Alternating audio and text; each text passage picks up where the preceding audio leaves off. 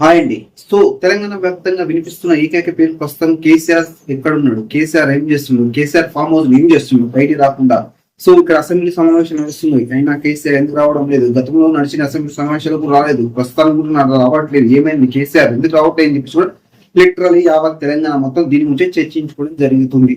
So నిజంగానే కేసీఆర్ ఎందుకు రావట్లేదు? సో ఒక లగచరాబాద్ కావచ్చు, హైదరాబాద్ కావచ్చు, మూసీబాద్ కావచ్చు, చాలా మంది కూడా కేసీఆర్ సార్ రావాలి, కేసీఆర్ సార్ రావాలి, మీరు ఎక్కడున్నారని చెప్పేసి కోరుకుంటుంటే కేసీఆర్ అట్లీస్ట్ దాని నుంచి రియాక్ట్ కావట్లేదు. దానికి రియాక్ట్ కాకపోవడం కారణాలు ఏంటి అనే అంశాలు కనుక మనం మాట్లాడుకుంటాం. లిటరల్ కనుక కేసీఆర్ ఓడిపోయినాక డిప్రెషన్ లో పోయిందని చెప్పేసి మనకు ఉన్న సమాచారం. సో ఓడిపోయిండు, సో బయటికి ఎలా రావాలి, సో ఇప్పుడు ప్రతిపక్ష పాత్ర వహించాలని గత 10 సంవత్సరాలు సీఎం గా హోదాలో చేసిన, సో ఇప్పుడు ఈ ప్రతిపక్ష పాత్ర వహించారా, సో ఆ సీఎం తో మాట్లాడడానికి సరిపోతానా, సో అందుకే హరీష్ ని కేటీఆర్ ను పంపించిన చెప్పేసి కేసీఆర్ అనుకున్నట్టుగా మనకు వస్తున్న సమాచారం. బట్ ఇక్కడ జరుగుతున్న ఏంటంటే, సో మీరు అసెంబ్లీకి వచ్చుతారా రారన్న విషయం పక్కన పెట్టిన హైదరాబాద్ కావచ్చు, మూసీబాద్ కావచ్చు, ఇంకా వేరే ఈ లగచరాబాద్ కావచ్చు, రామన్పేట బాధలు కావచ్చు, వికారాబాద్ బాధలు కావచ్చు, చాలా మంది కూడా కేసీఆర్ సార్ మీరు రావాలి, కేసీఆర్ సార్ మీరు మాట్లాడాలి, దీని గురించి మీరు చర్చించాలని చెప్పేసి అంటుంటే కేసీఆర్ ఎట్టి పరిస్థితుల్లో బయటకు రాని పరిస్థితి. సో ఎందుకు రావట్లేదు అనే అంశాలు మనం చాలా క్లారిటీగా మాట్లాడితే, సో నిజంగానే అధికారం పోతే కేసీఆర్ సరే తట్టుకోలేకపోతుందని చెప్పేసి మనకున్న సమాచారం. సో కేసీఆర్ అధికారంలో ఉన్నా ప్రతిపక్షం ఉన్నా ఎప్పుడైనా కేసీఆర్ అంటే కేసీఆర్ అది ఒక బ్రాండ్, తెలంగాణకు ఉన్న బ్రాండ్. సో బ్రాండ్ కావాలని జనం కోరుకుంటారు. సో ఆ పరిస్థితులు నన్ను ఓడగొట్టిరు, నేను ఎలా రావాలి అని అనుకుంటే మాత్రం అది ఎట్టి పరిస్థితులు కరెక్ట్ కాదని చెప్పేసి అది నా వ్యక్తిగత అభిప్రాయం.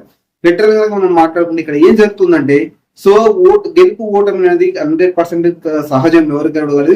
ఈ రోజు రేవంత్ రెడ్డి రావచ్చు, రేపు కేసీఆర్ రావచ్చు, రేపు పొద్దున బీజేపీ రావచ్చు.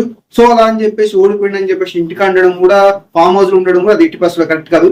ఎందుకంటే చూసుకుంటే కనుక లిటరల్లీ మనకు కూకట్పల్లిలో కావచ్చు, మనకు హైదరాబాద్ ఒక ఆయన మనకు చెప్పుల షాప్ పెట్టుకుంటే ఆ హైదరా సంబంధించిన వాళ్ళు వచ్చి కూలగొడుతుంటే, సార్ కేసీఆర్ సార్ మీరు ఎక్కడున్నారు, కేసీఆర్ సార్ మీరు ఎక్కడ ఉన్నారు అని చెప్పేసి చెప్పడం జరిగింది. సో ఆ టైంలో కూడా రియాక్ట్ అయ్యి, సరే బాబు నేను మీకున్నా, మీకు అండగా ఉన్నా, సో ఇలాంటి జరగని అని చెప్పేసి అంటే సో బాగుండేది. బట్ ఏంటంటే ఎన్ని ఇన్సిడెంట్ జరగని, ఎంత రాష్ట్రంలో కొల్లలం కానీ కూడా సో కేసీఆర్ మాత్రం ఇంతవరకు ఒకటి చిన్న విషయం రియాక్ట్ కావట్లేదు. సో ఇది 100% ఏంటంటే నా వ్యక్తిగతంగా చెప్తున్నది. సో నేను ఏం చెప్పిన ఏ వీడియో చేసిన పార్టీ ఖచ్చితంగా చెప్తాను 100%. సో అలా చేస్తున్న తరుణంలో మరి దీనిగా రియాక్ట్ కావచ్చు. హైదరాబాద్ ఉన్నారు, మూసీబాద్ ఉన్నారు, లగచర్లబాద్ పై 3rd డిగ్రీ ప్రయోగించారు. సో మరి ఏ కూడా మరి జరుగుతుండే. ఇప్పుడు 1 ఇయర్ అయిపోయింది, సరే ఇంతకుముందు 1 ఇయర్ అంటే సరే 1 ఇయర్ అవకాశం ఇద్దాం అని చెప్పేసి అవకాశం ఇవ్వలేదు. సో వదిలేసిరు. సో 1 ఇయర్ పాలన వదిలేద్దాం, 1 ఇయర్ మనం కామెంట్ ఎందుకు చేయడం అని చెప్పేసి వదిలేసారు. సో ఆల్రెడీ 1 ఇయర్ అయిపోయింది. 1 ఇయర్ అయిపోయినాక కూడా వస్తే ఏమవుతుంది అని చెప్పేసి కూడా చాలా మంది పక్క బీఆర్ఎస్ శ్రేణి కూడా మాట్లాడుతున్న విషయం మనం మాట్లాడుతుండే. సో మీరు అనొచ్చు చాలా మంది మరి కేటీఆర్, హరీష్ రావు సరిపోతాడు రేవంత్ రెడ్డికి అని చెప్పేసి మీరు మాట్లాడచ్చు. జగదీష్ రెడ్డి, పాడి కౌశిక్ రెడ్డి వీళ్ళు ఉన్నారు, వీళ్ళు సరిపోతారుగా అని చెప్పేసి కూడా మీరు చెప్పొచ్చు. బట్ ఇక్కడ ఏం జరుగుతుందంటే, వాళ్ళు వచ్చింది వేరు, కేసీఆర్ వచ్చింది వేరు. సో కేసీఆర్ అనే వాడు మాట్లాడితే లెక్కలు వేరే ఉంటాయి, వీళ్ళు పాడి కౌశిక్ రెడ్డి, హరీష్ రావు మాట్లాడే లెక్కలు వేరే ఉంటాయి. సో అందుకే పదే రేవంత్ రెడ్డి కేసీఆర్ రావాలని చెప్పేసి అంటుండు 100%. సో ఈ విషయం చూసుకుంటే కదా మనం, సో జరిగింది ఏదో జరిగిపోయింది. ఇంకా ముందున్న ఎలక్షన్లు, ఇంకా లోకల్ బాడీ ఎలక్షన్ ఉన్నాయి, జిహెచ్ఎంసీ ఎలక్షన్ ఉన్నాయి, చాలా కూడా ఎలక్షన్ ఉన్నాయి.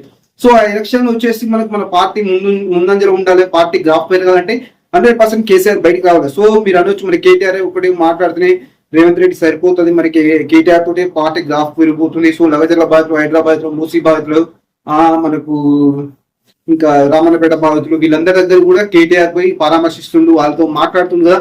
మరి ఇంకా కేసీఆర్ ఎందుకని చెప్పేసి వీళ్ళు మాట్లాడచ్చు.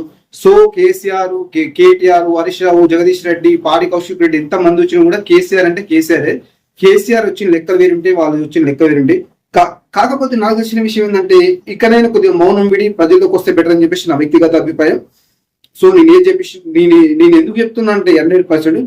సో ఇప్పుడు ప్రజెంట్ ఉన్న సిచ్యువేషన్ మనకు బీఆర్ఎస్ పట్టుకు గ్రాఫ్ పెరిగే అవకాశాలు ఉన్నాయి. సో ఎక్కడ ఏ ఛానల్ వాళ్ళు ఎవరు పోలింగ్ పెట్టినా కూడా 100% బీఆర్ఎస్ వచ్చే ఛాన్సెస్ ఉన్నాయని చెప్పేసి మనకు వస్తున్న సమాచారం.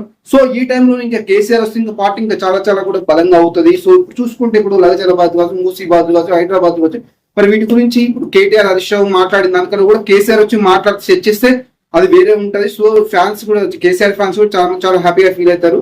సో గత సంవత్సరం నుంచి కూడా చూస్తారు కేసీఆర్ ఎప్పుడు వస్తారని చూసుకుంటే, మన ఏదో ఒకటి చిన్నపాటి ఒకటి వీడియో బయటికి రావడం జరిగింది, కేసీఆర్ ఫామ్ హౌస్ లో ఉండడం చెప్పేసి.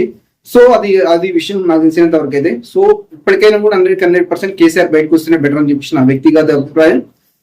ఇంకా చూద్దాం మరి మరి వస్తాడో రావడం మాత్రం మనం వేచి చూడాలి. ఇంకా ముందు లోకల్ బాడీ ఎలక్షన్స్ ఉన్నాయి, జిహెచ్ఎంసీ ఎలక్షన్స్ ఉన్నాయి, అన్ని ఎలక్షన్స్ ఉన్నాయి. సో కేసీఆర్ వచ్చేసి ఏదైనా ఒక సమస్య 100% అసెంబ్లీ ఉంది, సపోజ్ రంగశాల కావచ్చు, మూసీబాద్ కావచ్చు, హైదరాబాద్ కావచ్చు, ఏదో ఒక బయట నుంచి మాట్లాడితే సో జనాల్లో కూడా అరే బాబు మన కేసీఆర్ వచ్చిండు మన కోసం ఉన్నాడు సో అని చెప్పేసి అనుకోవచ్చు. ఎందుకంటే 100% 100% జనం చూసుకుంటే కనుక పబ్లిక్ టాక్ తీసుకున్నా పోల్ పెట్టిన కూడా 100% కేసీఆర్ కావాలనుకుంటారు, కేసీఆర్ మన సీఎం కావాలనుకుంటారు. లోకల్ బాడీ ఎలక్షన్ కూడా బీఆర్ఎస్ పార్టీ గెలిపించాలనుకుంటారు. ఈ టైంలో కూడా బయటకు వచ్చేసి జస్ట్ థింక్ ఒక 1 or 2 months అయితే మనకు లోకల్ బాడీ ఎలక్షన్ స్టార్ట్ అయితే I think January last week లో కానీ ఫిబ్రవరి ఫస్ట్ వీక్ లో కానీ స్టార్ట్ అవుతాయి. సో ఈ టైంలో వచ్చేసి కూడా జనం కోసం కొద్దిగా పోరాడినట్టు చేస్తుండే. ఇప్పుడు సమస్యలు చాలా ఉన్నాయి. లిటరల్ గా మనం మాట్లాడుకుంటే హైదరాబాద్ మూసీబాద్ నుంచి ఏదో ఒక అంశం, పెద్ద అంశాలు అవసరం లేదు, చూసుకుని వాళ్ళు పక్కన ఉండేసి సో అసెంబ్లీలో కూర్చొని ఏదో ఒకటి మాట్లాడినా అయిపోతుంది 100%. సో ఇంకా చూసుకున్నాం మాత్రం ఇంకా 1 year అయిపోయింది, ఇంకా 3-4 years అయితే ఈ ప్రభుత్వమే అయిపోతుంది. నెక్స్ట్ టైం ఎవరు వస్తారో కూడా ఎవరికి తెలియదు. సో ఈ టైంలో కూడా ఇంకా కూడా మౌనం వీడకుండా ఉంటే మాత్రం అది 100% మరి తెలంగాణ అభిమానులు కానీ బీఆర్ఎస్ అభిమానులు కానీ చాలా జీర్ణించుకోలేకపోతున్నారు కేసీఆర్ బయటికి రాకపోవడాన్ని. సో చూడొచ్చులే ఇప్పుడు హరీష్ రావు కేటీఆర్ మాట్లాడుతున్నారు, మరి వాళ్ళు మాట్లాడలేదు మనం చెప్పడం లేదు. కానీ సరే కేసీఆర్ వస్తే ఆ లెక్కలు వేరే ఉంటాయి, ఆ కథ వేరే ఉంటుంది, ఆ మాట్లాడే విధానం దానికి చాలా మంది అభిమానులు ఉంటారు. లిటరల్గా మనం మాట్లాడితే కేసీఆర్ మాట్లాడిన విధానానికి, కేసీఆర్ వేసే కామెడీ టైమింగ్స్ కి, కేసీఆర్ వేసే పంచులకు, కేసీఆర్ మాట్లాడే విధానానికి చాలా మంది ఫిదా అయిపోతారు 100%. సో అది కావాలనుకుంటారు చాలా మంది జనం. ఇప్పుడు కేటీఆర్ హరీష్ రావు విషయం కొద్దిగా పక్కన పెట్టేస్తాం మనం, 100% కేసీఆర్ వస్తే లెక్కలు వేరే అని చెప్పేసి మనం మాట్లాడుకోవచ్చు. సో చూసుకుంటే మనకు కేటీఆర్ అరెస్ట్ చేస్తామంటారు, హరీష్ రావుని అరెస్ట్ చేస్తారు, ఎన్ని లింకులు నడుస్తూ ఉన్నాయి, చాలా నడుస్తుంది. సో వచ్చేసి దానికి ప్రత్యక్షంగా మాట్లాడి మీడియా సమావేశం పెట్టేసి ఏదైనా ఒకటి సంథింగ్ ఏదో ఒకటి మాట్లాడినా అయిపోతుంది. దీని నుంచి ఏదో ఒక ఇష్యూ గురించి మాట్లాడినా ఫస్ట్ పార్టీని మీ బలోపేతం చేయడానికి ఏదో ఒకటి చేసి కూడా అయిపోతుంది. కానీ ఈ మౌనం వేయడం, ఈ మౌనం వెనుక మాత్రం చాలా ఇలా మౌనం ఉండడం మాత్రం కరెక్ట్ కాదని చెప్పేసి చాలా మంది కూడా బీఆర్ఎస్ కొంచెం కేసీఆర్ అభిమానించే వాళ్ళు కూడా చాలా మంది చెప్పడం జరిగింది. సో మరి చూద్దాం మరి లిటరల్లీ ఇంకా జనం నన్ను ఓడించారని చెప్పేసి ఇంకా మనసులో పెట్టుకొని ఇంకా అలానే ఇంకా 4 సంవత్సరాలు ఉండడా లేకపోతే బయటకు వస్తడం కూడా మనకు అర్థం కాని పరిస్థితి. సో చూద్దాం మరి ఇంకా చాలా వరకు రైతులు కూడా రైతు బంధు కాక రుణమాఫీ కాక చాలా ఇబ్బంది పడుతున్నారు. ఎందుకంటే రైతులు ముఖ్యంగా గుర్తుపెట్టుకుంటారు కేసీఆర్ కనుక రైతుకి 24 గంటల కరెంట్ ఇచ్చిండు, టైంకి రైతు బంధు ఇచ్చిండు, రైతు భరోసా రైతు బంధు ఇచ్చిండు, ఇంకా రైతు బీమా ఇచ్చాడని చెప్పేసి కేసీఆర్ గుర్తుపెట్టుకున్న టైంలో కేసీఆర్ వచ్చేసి దాన్ని ఓకే నేను ఇచ్చిన రేవంత్ రెడ్డి కూడా ఇస్తాడు, ఇచ్చే వరకు నేను పోరాడతా అని చెప్పేసి 2-3 డైలాగ్ చెప్పేస్తే 2-3 మాటలు వాళ్ళకి కొద్దిగా భరోసా కల్పిస్తే 100% కొద్దిగా లోకల్ బాడీ ఎలక్షన్స్ కానీ జిహెచ్ఎంసీ ఎలక్షన్ కానీ కాస్త గట్టి పట్టు ఉంటుంది. సో ఇప్పుడు పట్టు లేదని నేను చెప్పడం లేదు, 100% ఉంది. కొద్దిగా కాంగ్రెస్ తో కంపేర్ చేస్తే బీఆర్ఎస్ మంచి పట్టే ఉంది. బట్ ఏదైనా ఇంకా కేసీఆర్ వచ్చి చెప్తేనే ఇంకా చాలా బెటర్ ఉందని చెప్పేసి నా వ్యక్తిగత అభిప్రాయం కదా, చాలా మంది అభిప్రాయం కూడా ఇదే. సో చూద్దాం మరి ఇంకా ముందు రోజుల్లో అయినా కేసీఆర్ బయటకు వస్తాడా రాడా, సో ఇంకా ఊడగొట్టాడని చెప్పి జనం మీద అలిగి అలాగే ఉంటాడు మాత్రం మనం వేచి చూడాలి. Okay, thank you.